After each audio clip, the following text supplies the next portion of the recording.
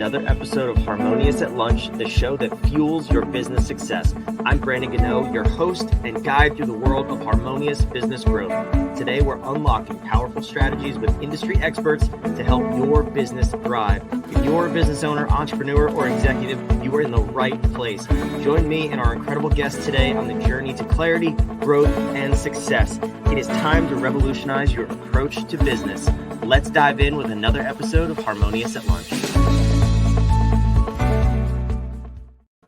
Welcome back into some more bite-sized business advice. In today's episode, we're gonna scoot off the business track for just a minute because we're gonna talk about something probably more important. It's your well-being, your happiness, and the way you show up in the world, and also how that affects your kids. I know a lot of our listeners have kids. I myself have little kids, and we're gonna talk about what that looks like if you're not showing up the way you need to generationally. So that's a lot to talk about in one episode. I don't know if we can do that in 15 minutes, but I have an amazing guest with me, Rebecca Silence. First of all, welcome to the show. Thank you for being here. Well, hello, and thank you for having me, everyone. And don't think that what we're talking about won't apply to your business, because let me tell you what, the more magically delicious and glorious your home life feels, the more you powerfully serve and the more you're impacting on immeasurable levels in the best possible way. Did you say delicious? You said Oh, delicious. I sure did. Yeah, I want home let's do life to be magically delicious. Why shouldn't it be? We don't need Lucky Charms. We need our home life. So. We need our home life and our business to be magically delicious. I'm on board. I'm excited to dive in here, but this is a big topic to cover in 15 minutes. Yep. I want to do it justice, and I want to set the stage. I want you to set the stage. I mean, happiness is like out there, right? But what are we really talking about here, and how does that impact us on our day-to-day business lives and also at home? Yeah. Well, here's the deal. I've been in private practice working for myself as a woman in the coaching space for 16 and a half years. I've been helping people heal since 2002. And there's no case I haven't cracked. And there's no case where we took on genuine happiness and the person didn't become more of service to the planet. So to me, we are here to give the best of ourselves and to receive the best of what life has to offer. And it doesn't have to be all this either or, right? I can either have business success, especially for women, or a happy home life. No. We are here to have it all. And it really does start with prioritizing making life at home as sacred and fulfilling as possible in my experience. Because how often are we exhausted at work or trying to put on a shelf the dramas, the trials, the tribulations going on in our personal life so we can serve, and we're just drained. But here's the myth. And, my life has been a wild ride, but I've learned how to stay in the game everywhere in my life, focused on my only intention is to be the best of me and to let that be enough. And from there, life just works. And I think so many of us are suffering from what I call high functioning unhappiness. We're accomplishing and we're achieving at work, in service, and we're unfulfilled. And then we're home and we're drained and we're not making it attractive for our kids. Business, life, being an adult, because it just looks like this grind that has us shattered and dissatisfied, right? And what would it be like to model, I do what I want, when I want, how I want for my kids in business and beyond? And I am selfish enough to recognize where, no, I'm tolerating this isn't good enough for me, and to do something about it. So we want more selfishness, because that's not self-absorption where you're just about you. Selfishness is me knowing, wait a minute, the better I am, the more I can give. The better I am, the more I'm enjoying, the more I can be magnetic and bring in the people meant for me and what I offer the world. And my kids get to watch me, this badass, living life on my terms, creating a life that fits in with me, not a life where I'm trying to fit in, not a life where I'm Mother Teresa, just sacrificing and not getting anything back and glorifying that. High functioning unhappiness is something we don't talk about. We talk about high functioning depression, addiction. Why are we normalizing and glorifying happiness isn't real? Just keep accomplishing. I want us happy and aligned. And from there, you wouldn't believe how much time you get back, how much you can accomplish, and how much more fun it can be. Mm, absolutely. I'm curious what high functioning unhappiness looks like from a leadership perspective, and then also from a parent perspective. When you go home, like what are the things that you're doing and actually saying when you're in this state? Yeah, I have a client right now who is launching a brand new business and leaving a space where she's already been very successful as an executive. And she Voxer messaged me this morning. You know what I'm asking myself now that I never thought I'd ask myself? What's right for me? And that guiding question as a North Star is having her create a business that fits in with her. And it supports and sustains the lifestyle and the experience of life she wants to have. So let's just work backwards now. And what are some signs that you might be suffering from high functioning unhappiness? Number one, you don't even think happiness is real. Number two, stress. Three, pressure. Four, exhaustion.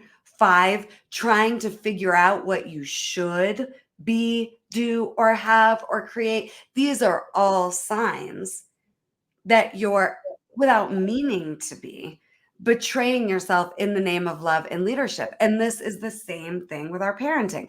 I've got a 9-year-old, a 19-year-old, and a 23-year-old. And if I am focused on how I can manipulate their outcomes so that I can feel more comfortable and less stressed and less pressured, I have missed the boat. One of the things I teach when it comes to family healing is, what would it be like for everyone in your house to get to be who they are, not who they're expected to be? And what if you, as a parent, can parent how you parent and not how you think you should, or unconsciously just modeling the right way based on what your parents taught you was the right way that was miserable for you growing up, which means if you do the same thing, it'll be miserable for your kids too, right? Like, let's stop the madness and let's not be glorifying how hard it is, how exhausted we are, how pressured and how stressed we are, and missing our lives because we're suffering from high functioning unhappiness. Let me just cut to what my definition of happiness is. Okay, Brandon? Please. Okay. It is a healthy relationship with all of your naturally occurring emotions. And I teach there are only five: anger, fear, grief, joy, and excitement. And the ultimate goal is that you're high functioning and happy, meaning joy and excitement get to be the rule you live by, not glimpses, not the exception, but the rule. So the more you're willing to face those darker emotions, move through them and conquer them so that joy and excitement can be the rule you live by, the more aligned you are. And I'm a cancer survivor. My story is wild. I had a 5% chance to live. I was diagnosed with cancer while I was pregnant 9 years ago with my now 9-year-old. And it taught me so much. Like, we don't need a breakdown to break through. We don't need permission to live our lives on our terms. And we really can find and experience joy and excitement as the rule we live by, even in non preferential seasons or circumstances and moments. Mm. So I mean that's a beautiful journey and outcome too in horrible circumstances. But on this side of it, now when you're working with your clients and you're helping them interrupt those generational patterns, and you said your client asked you what's right for me, right? I mean that's a good thing to ask, because then you can show up the way you need to, and in the person you are and need to be. But what do we need to do for our kids? Because I think that's where I see a lot of business owners get stuck, because we could be high performers at home and or not at home at work, and no matter what we do, we still feel like we're not quite it. Like we're not the right parents for our kids, and there's that shame and guilt, right? Those poor emotions you talk about. So what do we need to start doing to be better models, better parents, our own version of the parents we need to be Yeah. for that generation? Such a good question. So I think part of stopping the madness and breaking cycles is giving yourself permission to be way more focused on and intentional about who you're being versus what you think you need to do. So if we're focused on who we're being, we don't need to get stuck in the trap of here's who I am in my marriage, here's who I am at work, here's who I am with my family of origin, here's who I am with my friends. There's like 50 to 500 different versions of ourselves, and we're trying to figure out which hat to wear wherever we are. That is so miserable. I want you to go, here's who I am, and focus on who you want to be so that the doing becomes more and more natural and you're just guided. So I want it to be less about the doing and less about you can't be who you really are in certain scenarios with certain people, and more about the number one rule you have for yourself is joy and excitement is the rule I live by. And second to that, I know who I am. I trust myself. I love myself. And I know that my only job is to focus on who I'm being and to be that me across the board. That is the ultimate gift to give your kids. Seeing you healed and aligned and consistent and regulated, no matter where you are, what's going on in front of you. I can't tell you a better gift to give your children and your team and your clients and your community and your family, but primarily your children. It is so confusing for kids when they see adults.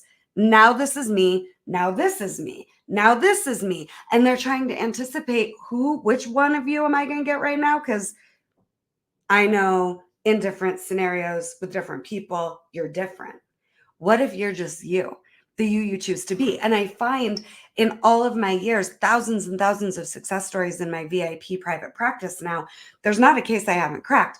It's about getting to who are you choosing to be? Who do you want to be? And making the choice to let yourself be the empowered you unapologetically, no matter what. Letting, if anybody's going to be uncomfortable, it's not going to be you because you know who you are and you showed up that way. Hmm. Yeah, that's so powerful. Such a powerful mindset to be in. But I'm curious where that multiple personality idea even comes from. We're not all schizophrenics walking around. I know No, that. but we're all bipolar. I'm going to tell you Yeah, we why all I'm have going to multiple say that, personalities. okay? And I've worked in state psych hospitals. In the thick of it, my background is super unique because I'm a trained therapist with a master's in counseling and clinical experience, and I'm a coach who's developed methodologies with certifications, and I just know we're not crazy.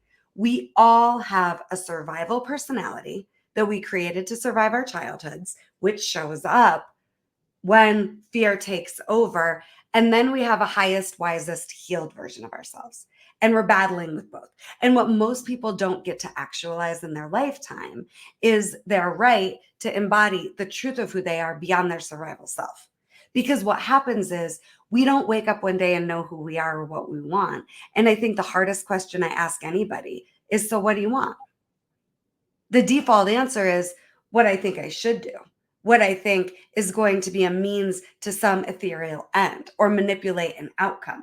We don't know what we want. We don't want to be selfish. We don't want to be too much. We don't want to rock the boat, right? The metaphorical boat that doesn't even exist. I'm here to say if the boat's going to rock, can we make it rock? But we have to know you're not going to wake up one day and know all of a sudden magically who you are. You wake up one day and you go, enough with unfulfillment and dissatisfaction and exhaustion and pressure and stress and busy, AKA me pretending like my survival personality is who I am. We wake up one day and we go, enough. And you don't need to wait for a big crisis to give you permission to go, enough with survival. You can just decide it is my right to be happy. I've been through enough. Let me set myself free. And from there, it's about, okay, I know what I don't want. Who's the highest, most healed, wisest version of me? You're going to have to create that person. Rebecca's silence is somebody I created, and that doesn't mean it's inauthentic. I had a vision for kids to have healed parents. My ultimate goal is to help 1 million families heal in 2024 so the kids can have healed parents. I want kids to have healed parents. I can't emphasize enough how important that is to me, right? So then who am I going to have to be? Well, how about modeling what that looks like for my own kid? So that on the days I don't have the self-worth or the interest in doing the work for myself, I can use her as the carrot to motivate me. How about if this is my dream, starting from there and working backwards and thinking about, here's a great way to know what you want if you think you don't know what you want or if it feels hard. What do you want for everybody else you love? What do you want for your spouse? What do you want for your kids? What do you want for your parents, your siblings, your people that you love? What you want for them is what you want for you. Hmm. But I created Rebecca Silence getting out of a domestic violence marriage with a 2-year-old with no voice yet, with no confidence and no self-esteem, knowing, well, it's not going to be this. I have no idea what it's going to be or who I really am, but I know I'm not a battered woman victim that is destined to stay down. I'm going to get up and I'm going to figure it out. And I'm going to be someone I can be proud of. So that's where we all have multiple personalities and we're all bipolar. We're all battling with whether or not we're going to let survival and fear win or the best of us win. And it's the dial, right? Because it's always there, and there are times when you are going to be in fight or flight and survival mode, and that's a good thing, right? That's a protection mechanism. When I see a spider, I'm in fight or flight. You're not going to get past that It's a with me. human thing, It's right? a I human wouldn't, thing, I yeah. wouldn't, let's not glorify it, right? Like, and yes, you're in survival when fight, flight, freeze has taken over. And that isn't who you are. That's how you're coping. The fourth option that we're not taught is called alignment. Fight, flight, freeze, or alignment with our spirit, alignment with the truth of who we are, alignment with divine guidance and intelligence that is always there to direct us and guide us home. And yes, the goal is not to spiritually bypass our humanity. The goal is to be human and in leadership of our lives, in control over, because here's the thing nobody will tell you that I'm going to tell you. You're supposed to get what you want. You're supposed to get your needs met and you're supposed to feel great. So, and it's your right. So instead of focusing on if we changed all this external, then I want us plugging into the spiritual GPS how we want to feel regardless of what's going on in the external and plugging in who we want to be regardless of what's going on in the external. It's easy to justify being less alive, less of who we are, and more exhausted. It's hard, but so worth it to go, ain't no circumstance more powerful than me and my right to thrive in any moment or season. And for me, it took cancer to really get it. It's not about all these accolades and accomplishments. It's about how aligned I am. That's the success metric. I want you focused on not what are you accomplishing? How aligned do you feel? How rested? How peaceful? How much are you enjoying and committed to enjoying? Not just the preferential moments, but every moment while you're still human. Yeah, that's fair. So what's the path to get there then? Because going from living in fight or flight and survival to being in alignment is challenging. It takes time. Is it just a matter of focus and deciding, or is it more complex than that? Well, I like to say my work is super simple. It's not easy.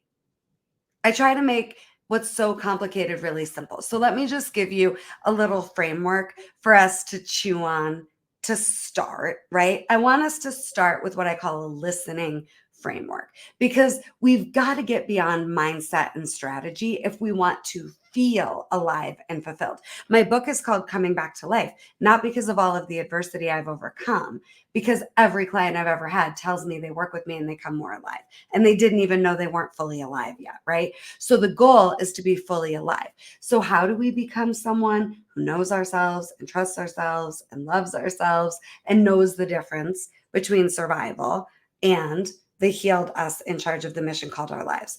We connect to our spirit. So how do we do that? You start with the mind so you can acknowledge, okay, what am I thinking? Got it. Now that thinking gives me access to my worldview right now and whether or not I'm experiencing the world through wound colored glasses or the aligned lens that is accessible and available to us, right? So we start with our mind so we can get to our heart. So our heart can tell us what we're feeling. Let yourself not be afraid of how you feel. How do you feel and how do you need to feel? Your heart will give you that answer. Once we've cleared the mind and the heart, now I can connect to my body, which gives me all of the information I need about what I'm needing. Maybe it's a hug, maybe it's a nap, maybe it's someone to be my sounding board or a coach or a mentor. But I need to know what I'm thinking, what I'm feeling, what I'm needing so that I can access my spirit, which will give me all the information I need about what I want. And you can do this 4-step process, meditating, journal.